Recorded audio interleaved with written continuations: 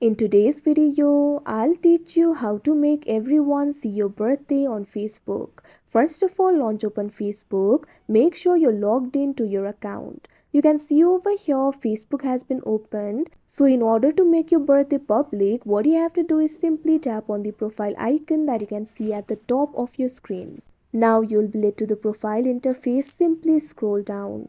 Over here, you'll be able to find this section for details. What you have to do is simply tap on it. Now you'll be able to edit your details over here. Scroll down. Find this section for basic info. Over here, you'll be able to find this option for birthday. What you have to do is tap on the edit icon that you can see right next to it. Now you'll be able to edit your birthday. So if you want everyone to see your birthday, what you have to do is set the privacy settings to public. For that, tap on the privacy setting that is selected right now. Now you'll be able to find various options over here. You'll be able to find the options for public, friends of friends, friends only me. Tap on this option public. Now tap on the done option that you can see on the screen.